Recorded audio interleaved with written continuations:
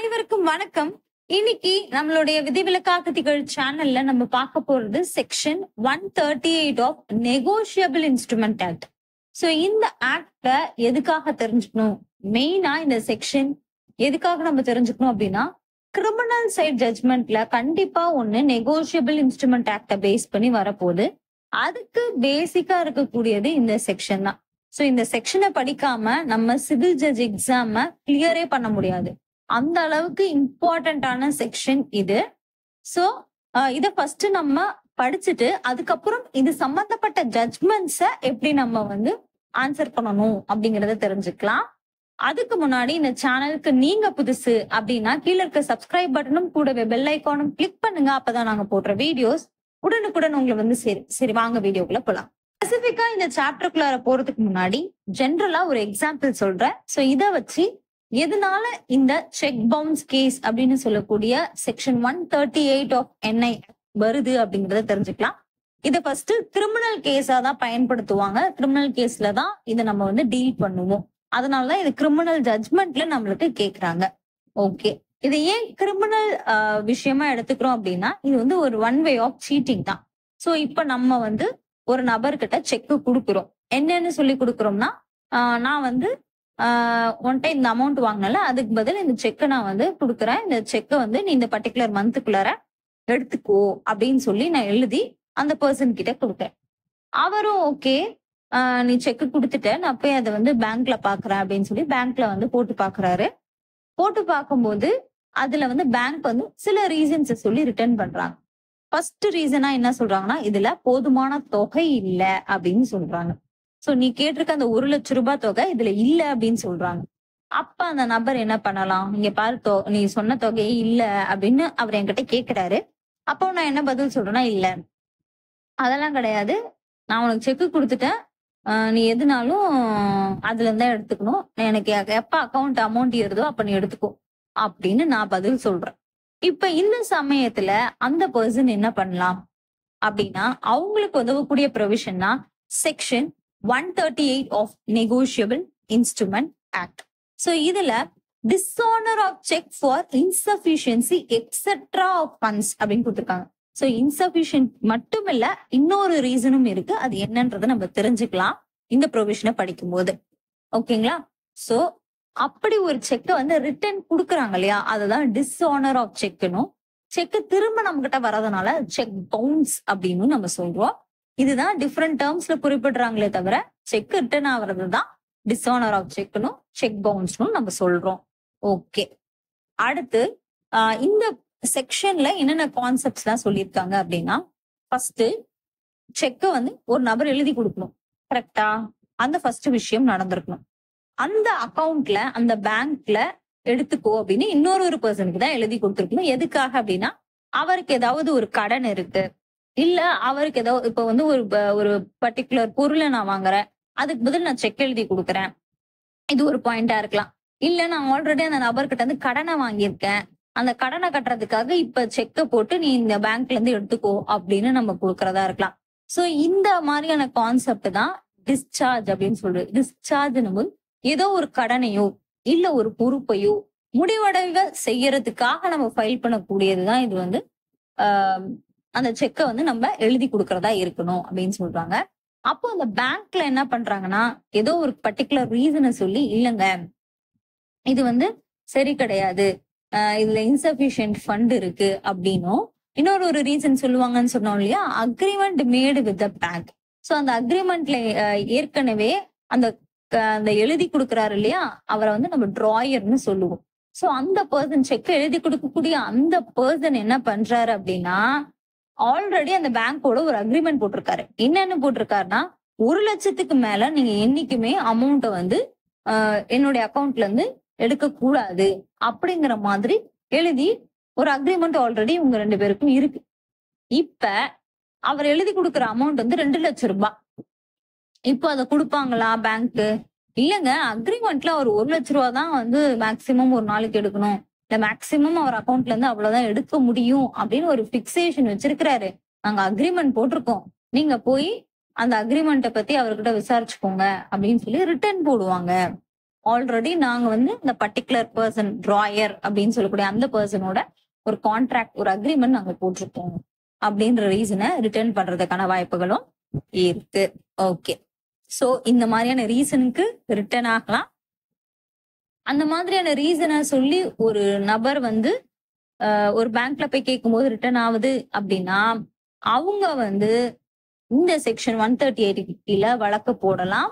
அப்படி ஒரு வழக்கு போட்டு அந்த நபர் வந்து உண்மையாவே ஏமாத்தணும் அப்படிங்கிற எண்ணத்தோட தான் இந்த செக்கை எழுதி கொடுத்திருக்கிறாரு, சும்மா அவரை வந்து கண் துடைப்புக்காக தான் பண்ணிருக்காரு அப்படின்னு கண்டுபிடிச்சிட்டாங்கன்னா நீதிமன்றம் இவருக்கு 2 வருஷம் வரைக்கும் நீடிக்கக்கூடிய ஒரு சிறை தண்டனை வழங்கலாம். சோ இது வந்து மேதான் discretion of the court.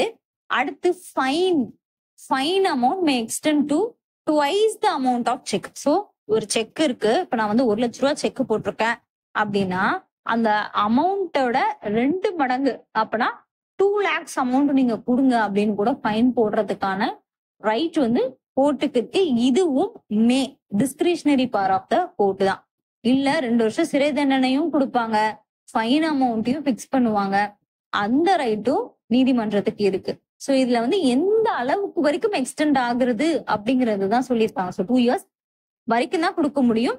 Fine வந்து ட்வைஸ் த அமௌண்ட் தான் கொடுக்க முடியும், அதை தாண்டி அவங்க கொடுக்க முடியாது. ஓகேங்களா? சோ அதுக்குள்ள இடைப்பட்ட இப்ப நான் 1 வருஷம் கொடுக்கலாமானா அது வந்து ஒரு மேஜிஸ்ட்ரேட்டா நீங்க உட்காரும் போது உங்களுக்கு கொடுக்கறதுக்கான ரைட் இருக்கு. கட்டாயம் 2 வருஷம் கொடுக்கணும்னு கிடையாது. ஓகேவா? ரெண்டுத்தையுமே, அதாவது இம்ப்ரிசன்மெண்ட் பிளஸ் ஃபைனையும் நீங்க கொடுக்கறதுக்கான ரைட் உங்களுக்கு வழங்கப்பட்டிருக்கு. நான் 1 வருஷம் இம்ப்ரிசன்மெண்ட் கொடுக்குறேன், நான் அமௌண்ட் வந்து ட்வைஸ் த அமௌண்ட் கொடுக்காம அந்த அமௌண்ட் பிளஸ் ஒரு இன்ட்ரெஸ்டோட நீங்க பே பண்ணுங்க அப்படின்னு கூட சொல்றதுக்கான ரைட் இருக்கு. ஆனா அந்த ட்வைஸ் த அமௌண்ட்டை தாண்டி போகக்கூடாது. ஓகேவா? சோ இதுதான் செக்ஷன் 138ல சொல்லியிருக்கக்கூடிய முக்கியமான கான்செப்ட். இதை ஏன் நான் இவ்வளவு பொறுமையா ஒன்னொன்னையும் எலாபரேட் பண்ணி சொல்றேன்னா இது ரொம்ப ரொம்ப இம்பார்ட்டன்டான செக்ஷன். அடுத்து நம்ம ப்ரொவைடட்ல என்ன சொல்லியிருக்காங்கன்னு தெரிஞ்சுக்கிறதுக்கு முன்னாடி சில பேசிக் டெஃபினேஷன்ஸ் தெரிஞ்சுப்போம். யாரு வந்து செக் எழுதி கொடுக்குறாங்களோ அவங்க டிராயர்னு சொல்லிட்டோம்.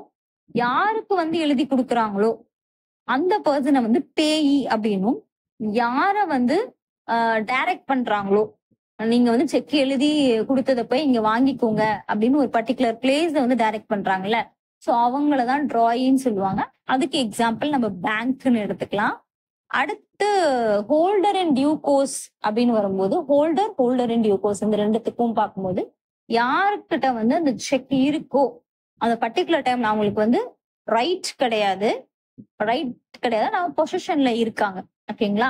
சோ அந்த மாதிரி இருக்கக்கூடியவங்க வந்து ஹோல்டர் அண்ட் டியூ கோர்ஸ்.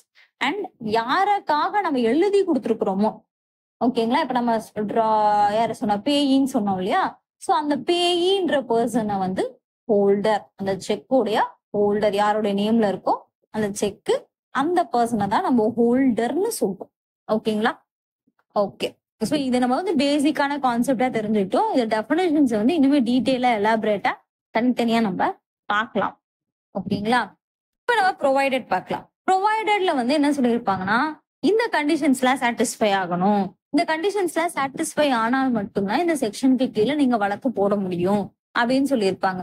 அதுல ஃபர்ஸ்ட் விஷயம் என்ன சொல்லியிருப்பாங்கன்னா, ஒரு செக்கை வந்து நம்ம பிரசன்ட் பண்ணி 3 மாசத்துக்குள்ளார, ஓகேவா, அதாவது 3 மாசத்துக்குள்ளார என்னைக்கு அந்த செக் எழுதி கொடுக்கப்பட்டதோ அந்த 3 மாசத்துக்குள்ளார அவர் போய் பேங்க்ல போட்டிருக்கணும். அந்த பர்டிகுலர் டைம்ல இன்சபிஷியன்ட் ஃபண்ட் இல்ல அக்ரிமெண்ட் ரீசனை சொல்லி ரிட்டர்ன் பண்ணிருப்போம். அப்பனாதான் இந்த வழக்க போட முடியும்னு சொல்லியிருப்பாங்க. சோ எழுதி கொடுத்த நாள்ல இருந்து 3 மாசத்துக்குள்ளார அவர் வந்து போட்டிருக்கணும். சோ முதல்ல 6 months இருந்துச்சு, இப்ப 3 months மாத்திட்டாங்க. ஓகேங்களா? சோ இதை வந்து நீங்க நோட் பண்ணிக்கலாம். அடுத்து இன்னொரு பாயிண்ட் என்ன சொல்லியிருப்பாங்கன்னா, சில நேரத்துல இப்ப நான் ஒரு எக்ஸாம்பிள் சொன்னதுலயே சொன்னேன் இல்லையா, இந்த பர்டிகுலர் மாசத்துக்குள்ளார நீ போய் எடுத்துக்க, இல்ல இந்த பர்டிகுலர் டைமுக்குள்ளார நீ போய் எடுத்துக்கோ அப்படின்னு பீரியட் ஆஃப் வேலிடிட்டி நம்மளே அந்த செக்ல பிக்ஸ் பண்ணிட்டோம் அப்படின்னா அந்த சூழ்நிலையில அந்த பீரியட் ஆஃப் டைம் வரைக்கும் உங்களுக்கு டைம் இருக்கு. ஓகேங்களா?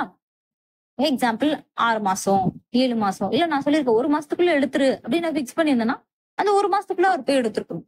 இங்க 3 மாசம் டைம் இருக்கு அப்படிங்கறத நம்ம மைண்ட்ல வச்சுக்க கூடாது. ஆனா 2 பாயிண்ட்ல நம்ம என்ன பார்க்கணும், எது வந்து ஏர்லியரா இருக்கு அப்படிங்கறத பார்க்கணும்னு சொல்லியிருக்காங்க. சோ மேக்சிமமே இந்த இடத்துல நம்ம வந்து அண்டர்ஸ்டாண்டிங் எப்படி வந்துடணும்னா விச்செவர் இஸ் ஏர்லியர்ன்ற பாயிண்ட் அவங்க கொடுத்துட்டாங்க. சோ நீ எத்தனை மாசம் வேணா பீரியட் ஆஃப் வேலிடிட்டி கொடுத்துக்கோ, 1 வருஷம் கூட கொடுத்துக்கோ. ஆனா எதை பார்ப்பாங்க? விச் இஸ் ஏர்லியர், எது வந்து முன்னாடி இருக்கோ அததான் பார்ப்பாங்க. சோ மேக்சிமம் 3 months தான் ஒரு செக் எழுதி கொடுத்ததுல இருந்து அவர் அத வந்து பேங்க்ல கொடுக்கறதுக்கான டைம் பீரியட் அப்படிங்கிறது கொடுக்கப்பட்டிருக்கு. அந்த கண்டிஷன் சாட்டிஸ்ஃபை ஆனாதான் செக்ஷன் 138க்கு கீழே அவர் வந்து வழக்கு போட முடியும். ஓகேவா?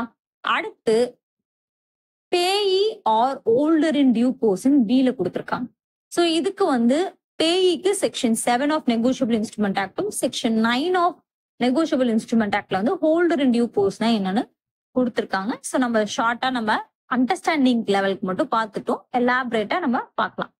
ஓகே, அடுத்து என்ன பண்ணிருப்பாங்கன்னா இவங்க 2 பேரும் டிமாண்ட் மணி எப்படி கேட்டிருக்கணும், பணத்தை வந்து கொடுத்துரு அப்படின்னு சொல்லி அவங்க கிட்ட ஒரு நோட்டீஸ் அனுப்பியிருக்கணும். அதுவும் ரிட்டன் ஃபார்மேட்ல அனுப்பியிருக்கணும். யாருக்கிட்ட? டிராயர் கிட்ட. ஓகேங்களா? சோ பேயின்னு வரும்போது யாருக்கு வந்து இந்த செக் போய் சேரணுமோ அந்த நபர், ஹோல்டர் அண்ட் டியூ கோர்ஸ்ன்னு வரும்போது அந்த பர்டிகுலர் பீரியட்ல அந்த செக்கை வச்சிருக்கக்கூடிய நபர். ஓகேவா? சோ அவங்க தான் வந்து டிராயர் கிட்ட நோட்டீஸ் கொடுக்கணும். நீங்க வந்து அமௌண்ட்டை போடு அப்படின்னு சொல்லி அவருக்கு நோட்டீஸ் ரைட்டிங் ஃபார்மேட்ல கொடுக்கணும். எப்பக்குள்ளார அது கொடுக்கணும் அப்படின்னா பேங்க்ல சொல்லியிருப்பாங்கல்ல, உங்களோட செக் வந்து ரிட்டர்ன் ஆயிடுச்சுங்க அப்படின்னு சொல்லிட்டு அதுல இருந்து 30 நாளுக்குள்ளார அவர் வந்து நோட்டீஸ் கொடுத்துக்கணும். அமௌண்ட்டை வந்து நீ பே பண்ணு அப்படின்னு சொல்லி அவங்களுக்கு நோட்டீஸ் கொடுத்துருக்கணும் அப்படின்னு சொல்றாங்க. சோ இதுதான் பில சொல்றாங்க. அடுத்து சீல என்ன சொல்றாங்கன்னா, இன்னைக்கு நோட்டீஸ் விட்டுட்டு நாளைக்கே நம்ம வழக்கு போட முடியாது. சோ அதுக்கு 15 நாள் டைம் கேப் கொடுக்கணும்னு சொல்றாங்க. சோ இன்னைக்கு நம்ம நோட்டீஸ் விட்டுருக்கோம் அப்படின்னா இன்னில இருந்து 15 days டைம் பீரியட் வரைக்கும் அந்த டிராயர் திரும்ப அந்த அமௌண்ட்டை கொடுக்குறாரா அப்படின்னு பாக்கணும். அப்படி அவர் நோட்டீஸை வாங்கிட்டு அந்த 15 நாளும் அவர் ரெஸ்பாண்ட் பண்ணல அப்படின்னா அவர் மேல நம்ம வந்து செக்ஷன் 138 கீழே வழக்கு தொடுக்கலாம். இதுல ஒரு எக்ஸ்பிளனேஷனும் கொடுத்திருப்பாங்க. டெப்ட் ஆர் அதர் லயபிலிட்டி நம்ம ஒரு பாயிண்ட் வந்து சொல்லியிருப்போம். எங்க சொல்லியிருப்போம் அப்படின்னா, டிஸ்சார்ஜ் ஆஃப் டெப்ட் ஆர் அதர் லயபிலிட்டிக்காக அவர் வந்து இந்த மாதிரி செக் எழுதி கொடுக்கலாம் அப்படிங்கிற மாதிரி அந்த ஃபர்ஸ்ட் பாயிண்ட்லயே அது வந்திருக்கும். சோ அந்த டெப்ட் ஆர் அதர் லயபிலிட்டி அப்படின்றதுடைய அர்த்தத்தை வந்து எக்ஸ்பிளைன் பண்ணிருப்பாங்க. Legally enforceable dept or other liability. So சட்ட ரீதியா இருக்கக்கூடிய ஏதோ ஒரு கடனா இருக்கணும், இல்ல சட்ட ரீதியா இருக்கக்கூடிய ஏதோ ஒரு கடப்பாடு லயபிலிட்டியா இருக்கணுமே தவிர இல்லீகலா இவங்களுக்குள்ளார ஒரு விஷயம் பிசினஸ் பண்றாங்க, அதுக்கான ஒரு செக் கொடுத்துருக்காங்க, அந்த செக்கை நம்ம வந்து இதுல கேட்க முடியுமானா அது வராது. சோ அது வந்து லீகலா என்போர்ஸ் பண்ணக்கூடிய ஒரு கடனாக தான் இருக்கணும். ஓகேவா? சோ இப்ப ஏதாவது நம்ம நிறைய கேம்ஸ் எல்லாம் வருது இல்லையா? சோ இது சூதாட்டம், அது சம்பந்தப்பட்ட கேம்பிளிங் ஆக்ட் சம்பந்தப்பட்டு இருக்கு அப்படின்னா அதெல்லாம் வந்து நம்ம அதுக்கு சம்பந்தப்பட்ட ஒரு செக் எழுதி கொடுக்குறாங்க, அதுக்கு இந்த செக்ஷன் 138 கீழே வர முடியுமானா கிடையாது. ரீசன் என்னன்னா, அதுக்கு கேம்பிளிங் ஆக்ட்னு தனியா இருக்கு.